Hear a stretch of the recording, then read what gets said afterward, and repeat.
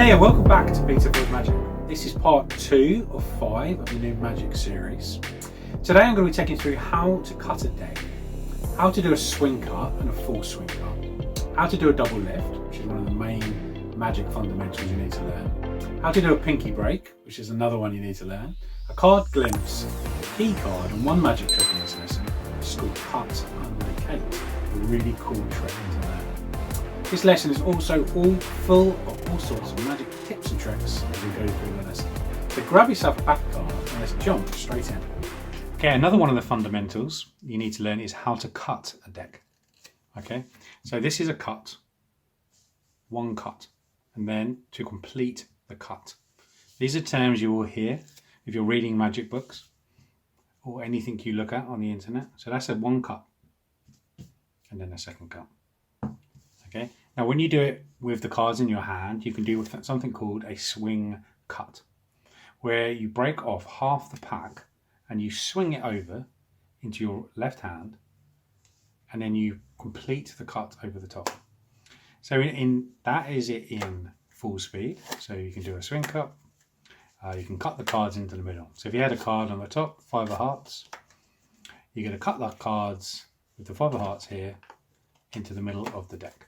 Okay, so that is a swing cut. Now you can do a couple.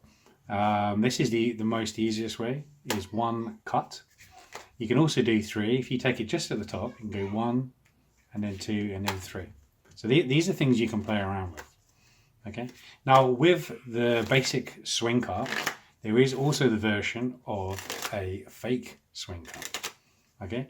Now if you have the 9 of spades and you want to keep the 9 of spades at the top, I'm going to cut the cards and I'm going to place them all the way over, and we're going to keep the 9 of spades at the top.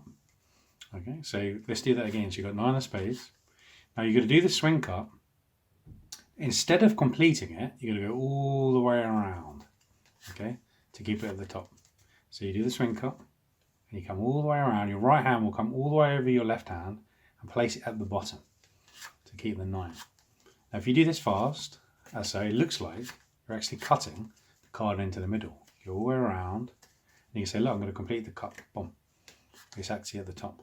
So that is called a swing cut, but it's a fake swing cut.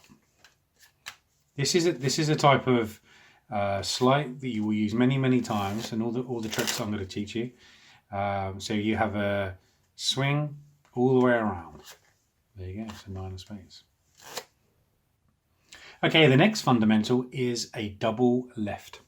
This is one of the most important things you're going to learn, and you're going to be using it many times, from basics all the way up to intermediate and up to expert level. Okay, so this is where you take 2 cards.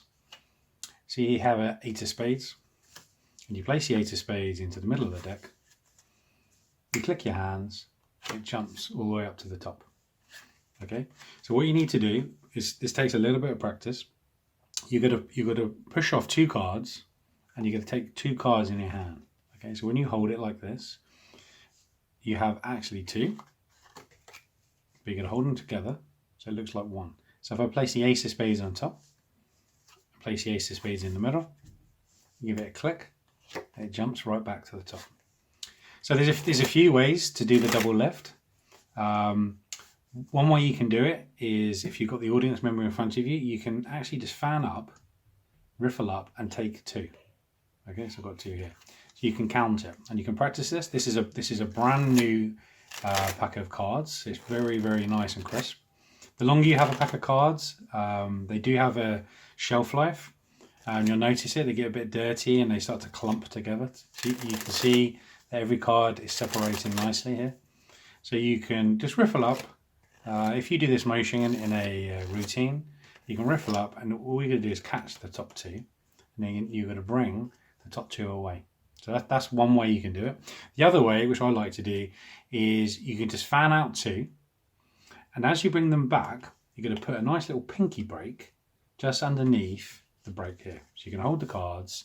The audience member in front of you is not going to see any difference here. Got a nice little pinky break just underneath the top 2 cards. Now when you come over, you bring your right hand over and you take the cards, you show them the 3 of diamonds, you place the 3 of diamonds in the middle, You click your fingers and then the 3 of diamonds comes right to the back to the deck.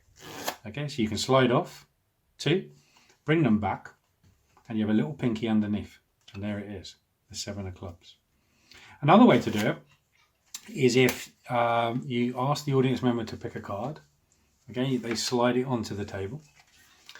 Now, whilst they're looking at the card, whilst they're pulling the card out, you pull off here and you place a little pinky break underneath.